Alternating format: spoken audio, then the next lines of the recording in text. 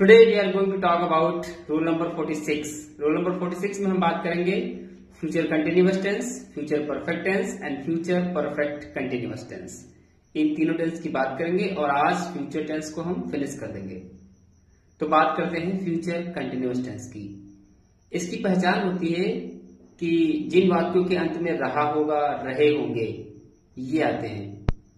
और रूल यही है कि आप सब्जेक्ट, फिर विल शैल, फिर लगाएंगे be, will be, shall be, फिर मेन वर्ब में आईएनजी लगा देंगे और ऑब्जेक्ट लगा देंगे।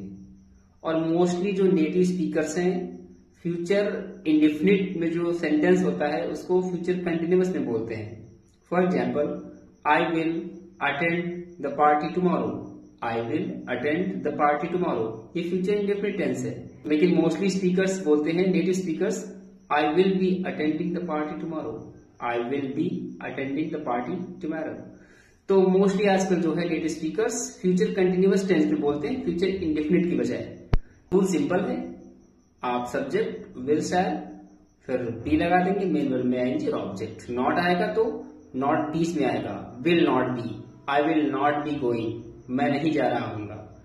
अगर इंट्रोगेटिव आ गया तो विल शैल पहले आएगा, सब्जेक्ट बाद में आएगा उसके, फिर बी आएगा, फिर मेन वर्ब में आएंगे। और क्वेश्चन वर्ड वाला आ गया तो क्वेश्चन वर्ड की इंग्लिश, फिर विल शैल, फिर सब्जेक्ट, फिर बी, फिर मेन वर्ब में आएंगे, फिर ऑब्जेक्ट। और आपको याद रखना है, आई बी के साथ हम शैल लगाते हैं, बाकी सबके साथ विल लगाते हैं। और जो मैंने आपको कल बताया था कॉन्टेक्स्ट के बारे में, अगर प्रॉमिस है, कमांड है, स्ट्रॉन्ग इमोशंस है, तो हम चेंज भी कर सकते हैं। ओके, आई के साथ हम शैल लगाते हैं तो आई के साथ हम विल भी लगा सकते हैं। Got it? I shall be going, I will be going, both are right. So mostly speakers जो कि विल ही लगाते हैं। ये हमारा फ्यूचर कंटिन्यूअस टेंस, सिंपल। अब हम बात करते हैं फ्यूचर परफेक्ट टेंस के बारे में। इसकी पहचान ये होती है कि जब कोई काम हो चुका होगा फ्यूचर में, मैं तुमसे मिल चुका हूंगा, राधा अपना पाठ याद कर चुकी होगी, तो इसका रूल सिंपल है, सब्जेक्ट लिखेंगे आप, विल शैल लिखेंगे और हैव आएगा, उसके साथ मेन वर्ब की थर्ड फॉर्म आएगी और फिर ऑब्जेक्ट आएगा। मैं तुमसे मिल चुका हूंगा, I will have met you, I will have met you.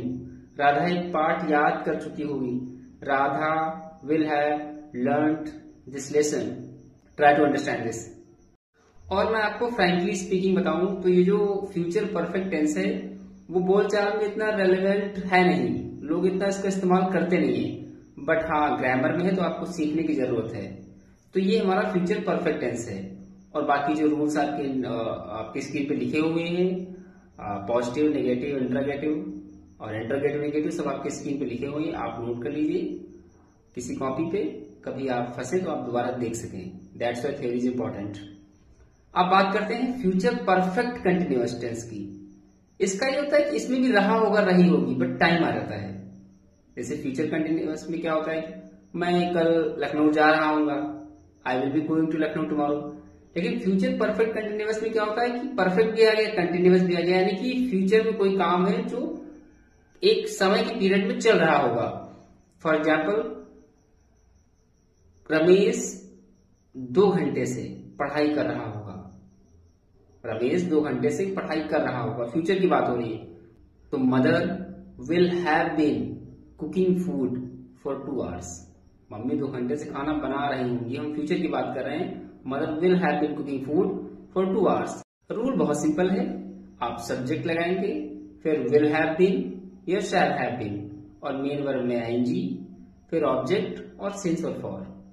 Since कहाँ लगेगा, जहां पे सर्टेन हो यानी exact point of time. For लगेगा पीरियड ऑफ टाइम, मैंने आपको बता रखा है ऑलरेडी। तो ये हमारे तीनों टेंस हैं, future continuous, future perfect tense and future perfect continuous. तो आज से हमारी जो टेंस की सीरीज है वो खत्म हो रही है। एक बार मैं इसका रिकैप बता दूंगा आपको कल, ताकि आपको अच्छे से समझ आ जाए। अगर फिर भी कोई आपको डाउट हो टेंस में, आप मुझे बता सकते हैं। Thank you.